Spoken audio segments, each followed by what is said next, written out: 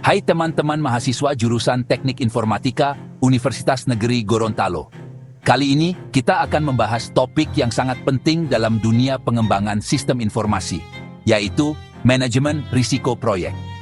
Banyak dari kalian mungkin sudah terbiasa dengan konsep risiko di kehidupan sehari-hari.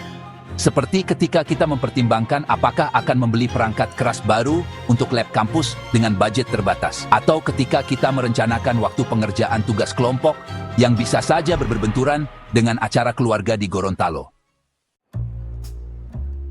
Nah, di dunia proyek TI, risiko juga sama nyatanya. Mari kita bahas bagaimana mengelola risiko agar proyek bisa diselesaikan tepat waktu, sesuai anggaran, dan dengan kualitas yang kita harapkan. Sebelum masuk ke detail proses manajemen risiko, mari kita pahami terlebih dahulu apa itu risiko. Risiko adalah sesuatu yang berkaitan dengan kejadian di masa depan, yang melibatkan ketidakpastian dan perubahan, entah perubahan pikiran, pendapat, aksi, maupun tempat. Di dalam proyek, risiko selalu ada, baik itu terkait keterlambatan pengiriman hardware, perubahan kebutuhan user di tengah jalan, hingga permasalahan teknis yang muncul tiba-tiba. Kalian yang sedang mengerjakan proyek TI, misalnya pembuatan aplikasi untuk UMKM lokal di Gorontalo, pasti merasakan hal ini. Terkadang, klien bisa saja mengubah permintaan di detik terakhir, atau jaringan internet tidak stabil saat kalian melakukan demo aplikasi. Semua itu adalah contoh risiko. Karena risiko tidak bisa dihindari sepenuhnya, kita perlu mengelolanya dengan baik. Secara umum, ada 6 proses utama dalam manajemen risiko proyek. 1. Merencanakan risiko proyek awal. 2. Melakukan identifikasi risiko-risiko proyek. 3. Melakukan analisis risiko kualitatif. 4. Melakukan analisis risiko kuantitatif. 5. Merencanakan respon terhadap risiko. 6. Mengendalikan risiko-risiko. Pertama, plan risk management atau merencanakan risiko proyek awal. Di tahap ini, kita menyusun rencana bagaimana kita akan mengidentifikasi, menganalisis, dan merespons risiko. Input yang biasanya dibutuhkan mencakup Project Management Plan, Project Charter, Stakeholder Register, Enterprise Environmental Factors, dan Organizational Process Assets. Kedua, identify risks atau melakukan identifikasi risiko-risiko proyek. Setelah punya rencana, kita perlu mengidentifikasi risiko yang mungkin muncul. Input yang dibutuhkan antara lain Risk Management Plan, Cost Management Plan, Schedule Management Plan, Quality Management Plan, Human Resource Management Plan, Scope Baseline, Activity Cost Estimates, Activity Duration Estimates, Stakeholder Register, Project Documents, Procurement Documents, Enterprise Environmental Factors, dan Organizational Processes. Dalam praktiknya, kalian bisa melakukan brainstorming dengan tim untuk menemukan kemungkinan risiko.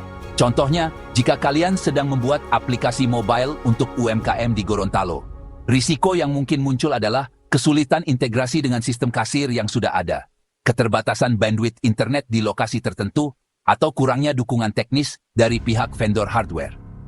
Alat dan teknik yang umum dipakai di sini adalah documentation reviews, information gathering techniques seperti brainstorming, interview, checklist analysis, assumptions analysis, diagramming techniques, SWOT analysis, dan expert judgment.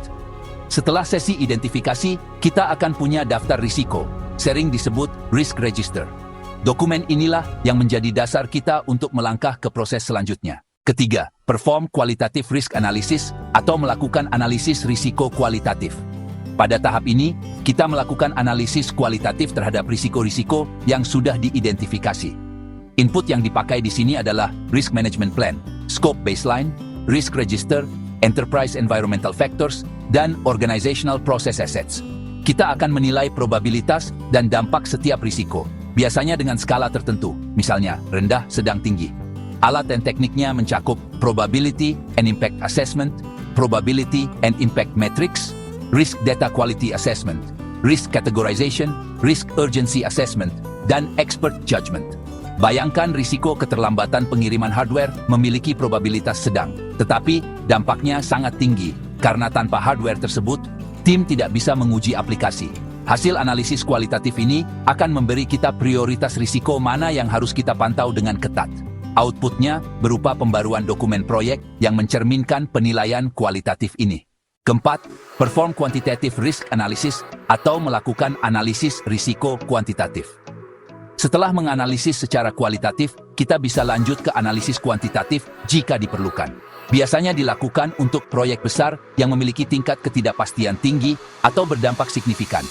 Input di sini adalah Risk Management Plan, Cost Management Plan, Schedule Management Plan, Risk Register, Enterprise Environmental Factors, dan Organizational Process Assets. Alat dan tekniknya meliputi Data Gathering and Representation Techniques, Quantitative Risk Analysis and Modeling Techniques, seperti Monte Carlo Simulation, serta Expert Judgment.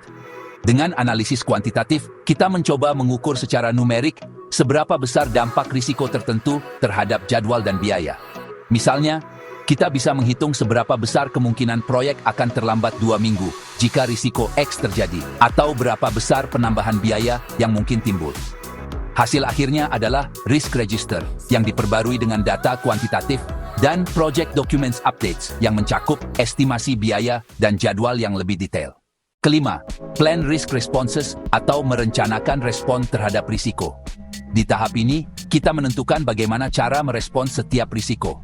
Input yang diperlukan adalah Risk Management Plan dan Risk Register yang sudah berisi prioritas risiko. Alat dan teknik yang umum adalah strategi menangani risiko negatif dan risiko positif. Untuk risiko negatif, strategi yang umum digunakan adalah avoid atau menghindari situasi yang dapat menimbulkan risiko. Transfer atau mentransfer, mengalihkan risiko kepada pihak lain, misalnya dengan asuransi. Mitigate atau mengurangi, mengambil langkah untuk mengurangi dampak risiko. Accept atau menerima risiko jika dampaknya dianggap tidak terlalu signifikan. Sedangkan untuk risiko positif, strategi yang bisa diterapkan adalah exploit atau memanfaatkan secara maksimal, memaksimalkan manfaat dari peluang yang ada. Enhance atau meningkatkan, memperkuat peluang agar manfaatnya semakin besar. Share atau berbagi, membagi manfaat peluang dengan pihak lain. Accept atau menerima peluang tersebut jika sudah dianggap menguntungkan. Kita juga menyiapkan strategi respons kontingensi jika risiko benar-benar terjadi. Ke-6, control risks atau mengendalikan risiko-risiko. Tahap terakhir ini berjalan sepanjang siklus proyek. Di sini kita memantau risiko-risiko yang sudah kita identifikasi, memastikan strategi respons yang kita pilih dijalankan, dan mengelola risiko baru yang mungkin muncul di tengah jalan. Pada akhirnya, tujuan utama manajemen risiko adalah memastikan bahwa proyek bisa diselesaikan sesuai jadwal, anggaran, dan kualitas yang telah ditetapkan sejak awal. Kita tidak bisa menghilangkan risiko sepenuhnya, tetapi dengan mengidentifikasi dan meresponsnya secara proaktif, kita bisa meminimalkan dampaknya. Jadi, ingatlah bahwa risiko selalu terkait masa depan, melibatkan perubahan, dan mengandung ketidakpastian. Semoga materi ini bermanfaat dan bisa kalian terapkan di setiap proyek yang kalian jalankan. Tetap semangat belajar dan sampai jumpa di pertemuan selanjutnya.